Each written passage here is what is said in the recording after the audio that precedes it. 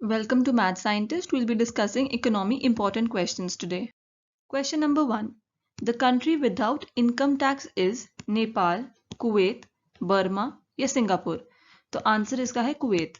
Kuwait में income tax नहीं लागू होता है. ठीक है, it is not applicable.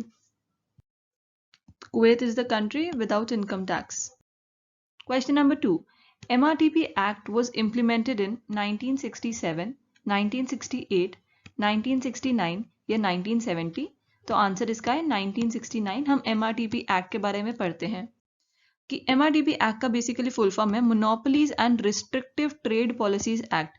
मतलब कि सपोज एक इंडस्ट्री है, से कॉटन इंडस्ट्री है, तो उसके ऊपर कोई एक बंदे का राज नहीं होगा. The government is going to allow all like different players to come in. There should not be any monopoly. Okay, so this came in the 1969. Question number 3. Which state has the highest per capita income? Goa, Delhi, Haryana या महाराष्ट्र? इसका answer है Goa. Okay, ये आप learn कर लीजिए obviously. Which state has the highest per capita income? It is Goa. Regional rural banks were established in 1897, 1975, 1965. यहाँ पे 1980 कर लीजिए. I'm sorry, the option is the same. So the answer is 1975. Okay, the regional rural banks were established in 1975, and regional rural banks are very important, and you can read about them in any GK book का economy section for your own knowledge. But अभी के लिए just to learn 1975 में ये establish हुए थे. The former name of State Bank of India was Central Bank of India, United Bank of India, Imperial Bank of India या People's Bank of India. तो state bank एक बहुत ही important institution है आज के डेट में, है ना. ये पहले भी था, और अगर आपको नहीं पता कि प्रीवियसली इसको क्या बोलते थे, तो इसको बोलते थे इंपीरियल बैंक ऑफ इंडिया. एक आप चीज याद रखिए कि स्टेट बैंक ऑफ इंडिया को भी नेशनलाइज करा था. ठीक है, नेशनलाइज का मतलब कि government brought all its stakes. तो it's a government organization today and it was nationalized in the year 1955. हमने आरबीआई के बारे में भी पढ़ा था पिछले लेक्चर में कि RBI was nationalised. I would want you to comment कि आरबीआई को कब नेशनलाइज करा था. See we'll keep repeating the questions ताकि आपको ये लर्न हो जाए, and these are very important ones. Okay, the former name of SBI was Imperial Bank of India. Finance commission is constituted every 2 year, 3 year, 5 year या 6 year. तो थोड़ा सा आपको बैकग्राउंड दे दो. फाइनेंस कमीशन एक कॉन्स्टिट्यूशनल बॉडी है. Constitutional body का मतलब कि इसका नाम कॉन्स्टिट्यूशन में मेंशन्ड है. तो ये आर्टिकल 280 के साथ संबंधित है. ठीक है, और अगर आपको थोड़ा ज्यादा जानना है कॉन्स्टिट्यूशनल स्टैट्यूटरी बॉडीज के लिए, पॉलिटी सेक्शन देख लीजिए, उसमें आपको क्लियरली पता लग जाएगा. I have repeated this before also, तो just go through those lecture ones. तो इसका आंसर है 5 ईयर. फाइनेंस कमीशन 5 ईयर के बाद कॉन्स्टिट्यूट होता है. कौन इसे कॉन्स्टिट्यूट करता है? They are constituted by the president of India after every 5 years.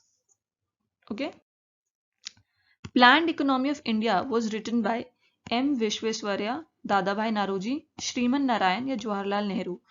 तो आपके जैसे पेपर में काफी बार ऑथर्स के बारे में पूछ लेते हैं, है ना.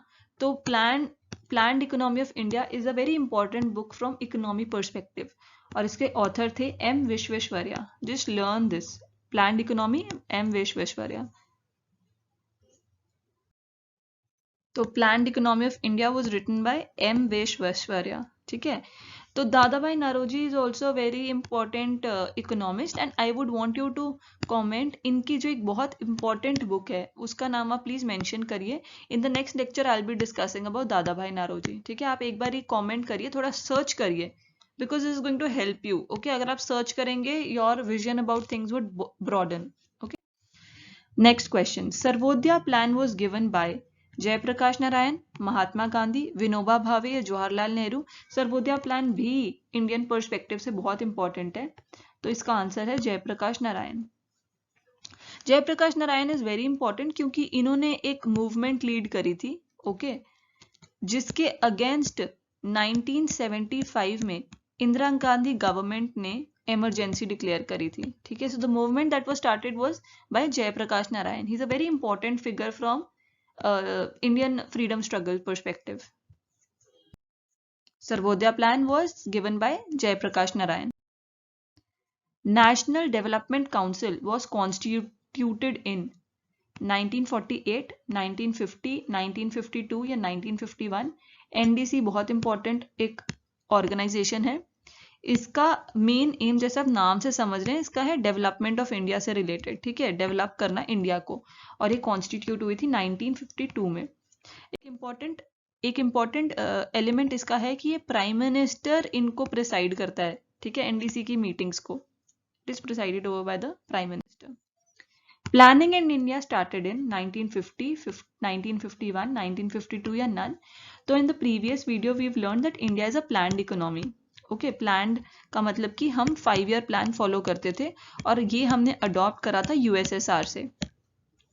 तो अगर देखा जाए प्लानिंग स्टार्ट कब हुई थी तो लेट्स सी हमारा फर्स्ट 5 ईयर प्लान कब आया था. So that came in the year 1951 और ये चला था 56 तक. ठीक है, एंड हमारा लास्ट था 12th 5 ईयर प्लान जो कि चला था फ्रॉम 2012 से 2017. इसके बाद there were no 5 year plans. Okay, so the answer for this is 1952. Planning in India started in 1951. First 5 year plan was from 1951 से 56. That is all for today. Thank you so much.